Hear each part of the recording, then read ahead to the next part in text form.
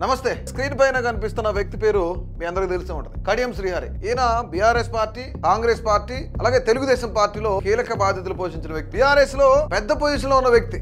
Deputy CM కూడా ఇచ్చారు. కేసీఆర్ ఇతని మీద ఎన్నో ఆశలు పెట్టుకున్నారు. కేసీఆర్ ఆశలన్నీ కూడా అడియాసలు చేసి బీఆర్ఎస్ పార్టీని వదిలేసి కాంగ్రెస్ పార్టీలోకి వెళ్ళారు. ఉమ్మడి వరంగల్ జిల్లాలో ఆయన పేరు చెప్తే జరగని పని అంటూ లేదు. ఆయన ఏం చెప్తే అది జరిగేది. అలాంటి వ్యక్తి, ఒక మాట చెప్పాలంటే ఎలాంటి ఎలిగేషన్ లేని వ్యక్తి కూడా అనుకోవచ్చు. కానీ అలాంటి వ్యక్తి ఒక్కసారిగా బీఆర్ఎస్ నుంచి కాంగ్రెస్ లోకి వెళ్ళగానే ఆ నియోజకవర్గ ప్రజలందరూ కూడా చాలా పెద్ద ఎత్తున ఆయనకు ఉత్తరాలు రాస్తున్నారు. ఉత్తరాలు ఎందుకు రాస్తున్నారు? అభివృద్ధి చేయమనా? అభివృద్ధి పనులు త్వరగా పూర్తి చేయాలనంటే కాదు. దేశంలో ఎక్కడా లేని ఏ నేతకు జరగని అవమానం అనే చెప్పాలి. ఉత్తరాలు రాస్తున్నారు. ఏం ఉత్తరాలు అంటే, రాజీనామా చేయండి, మీరు బీఆర్ఎస్ లో గెలిచి కాంగ్రెస్ పార్టీలోకి వెళ్ళారు, మీ నియోజకవర్గ ఓటర్లుగా మాకు అది నచ్చలేదు, ఇమీడియట్ గా కాంగ్రెస్ పార్టీ కూడా మాకు నచ్చలేదు, ఇమీడియట్ గా మీరు రాజీనామా చేయండి. రైతులకు యూరియా ఇవ్వకుండా రైతులను నరికోసం పట్టిస్తున్న కాంగ్రెస్ పార్టీలో జాయిన్ అయ్యారు, మీరు ఇమీడియట్ గా రాజీనామా చేయండి అన్నారు. కానీ కడియం శ్రీహరి ఆయన కూతురు భవిష్యత్తు కోసమే పార్టీ మారారు అనేది అందరికీ తెలిసిన విషయం. ఆయన ఏం చెప్తున్నారు? నేను నియోజకవర్గ అభివృద్ధి కోసం చేశాను, పార్టీ మారాను అని చెప్తున్నారు. నియోజకవర్గంలో పెద్ద పొడిచింది ఏమైనా ఉందా అంటే ఏమీ లేదు. ఇంతవరకు నియోజకవర్గంలో ఎలాంటి అభివృద్ధి కార్యక్రమాలు కానీ, నియోజకవర్గానికి 100 కోట్ల నిధులు తీసుకొచ్చింది కానీ లేదు. కానీ ఆయన మాట ఏం చెప్పాడు? మారే ముందు నియోజకవర్గ అభివృద్ధి కోసం మాత్రమే అని చెప్పాడు. ఇప్పటి వరకు భారతదేశంలో పార్టీ మారిన ఎమ్మెల్యేలు సర్వసాధారణంగా ఇదే మాట చెప్తారు. ఎవరైనా చెప్పిన మాటని అక్షరాల నెరవేర్చారు అంటే, పార్టీ మారి నియోజకవర్గ అభివృద్ధి కోసం ఎవరైనా పాటుపడ్డారు అనే నాయకుడు ఎవరైనా ఉంటే తప్పకుండా మీ దృష్టిలో ఉంటే కమెంట్ చేయండి.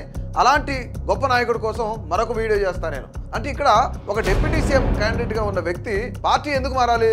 సీఎం అవడం కోసమే మారాలి. అలాంటి వ్యక్తి కేవలం ఎమ్మెల్యే పోస్ట్ కోసం మారతాడంటే కాదు. తన కూతురు ఎవరైతున్నారో కడియం కావ్య, ఆమె ప్రస్తుతానికి వరంగల్ ఎంపీ, కూతురు భవిష్యత్తు కోసం పార్టీ మారారనేది అందరికీ తెలిసిన విషయం. ఆమె భవిష్యత్తు కోసం పార్టీ మారితే ఇతని రాజకీయ భవిష్యత్తే పూర్తిగా ఏమంటారు, పాతాళానికి వెళ్ళిపోయింది అనుకోవచ్చు. ఎందుకు వెళ్ళిపోయింది అంటే, రాజకీయ పరంగా ప్రజలందరూ కూడా ఆయన వ్యతిరేకిస్తున్నారు. నువ్వు రాజీనామా చేయి, మళ్ళీ బైపోల్కి వెళ్ళు, ఇక్కడ మధ్యంతర ఎన్నికలకు వెళ్ళి గెలిచే సత్తా కడియం శ్రీహరికి ఉందా అంటే పెద్ద క్వశ్చన్ మార్క్.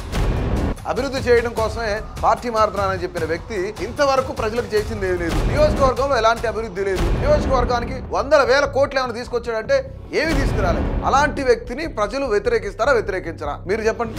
నిజంగా ఒక పార్టీ బీఫామ్ మీద గెలిచి, ఒక పార్టీ సింబల్ మీద గెలిచి మరొక పార్టీలోకి వెళ్ళడం ఏంటి? ఆయన అనౌన్స్ చేశాడు, ఈసారికి నాకు ఇదే ఫైనల్ అనేది కూడా అనౌన్స్ చేశాడు. ఇక్కడ కూతుర్ని ఆయన ప్రొజెక్ట్ చేసుకుంటున్నాడు, కూతుర్ని ముందు పెడుతున్నాడు. దాదాపు ఉమ్మడి వరంగల్, ఉమ్మడి నల్గొండ, ఉమ్మడి ఖమ్మం జిల్లాలో కాంగ్రెస్ పార్టీ ఏ విధంగా మంచి ఊపులో ఉందో అందరికీ తెలిసింది. ఇక అదే సమయంలో కూతుర్ని గెలిపించుకోవడానికి ఇదే మార్గం, కూతురికి ఒక లైన్ రాజమార్గం వేయడానికి ఇదే మార్గం అని చెప్పేసి కాంగ్రెస్ పార్టీలో జాయిన్ అయ్యాడు. ఇప్పుడు మీరేమంటారు? ఆయన రాజీనామా చేస్తే ఆయన ఆలోచన ఏంటి? నిజంగా నేను ప్రజల కోసమే, ప్రజల మనిషినే, ప్రజల బాగోగుల కోసమే, నియోజకవర్గ అభివృద్ధి కోసమే నేను పాటుపడ్డాను కాబట్టి రాజీనామా చేసి ఎన్నికలకు వెళ్తాను. మీరు అంటున్నట్లు పార్టీలకు అతీతంగా, పార్టీలకు సంబంధం లేని నాయకుడిగా నేను ఉంటాను, ప్రజలు నన్ను గెలిపిస్తారు, నేను ప్రజానాయకుడిని ప్రూవ్ చేసుకోగలుగుతాడా కడియం శ్రీహరి? మధ్యంతర ఎన్నికలకు వెళితే గనక కడియం శ్రీహరికి ప్రజలు ఓటేస్తారా లేదా? కాంగ్రెస్ పార్టీ నుంచి పోటీ చేస్తే ఓటేస్తారా వేరా? ఇండిపెండెంట్ గా పోటీ చేస్తారా? నియోజకవర్గంలో కడియం శ్రీహరి బలం ఎంత? ముఖ్యంగా ప్రజలంతా కూడా ఎవరైతే ఉత్తరాలు రాశారో అసలు వాళ్ళేమనుకుంటున్నారు? మీ యొక్క అభిప్రాయం అయితే తప్పకుండా తెలియజేయండి.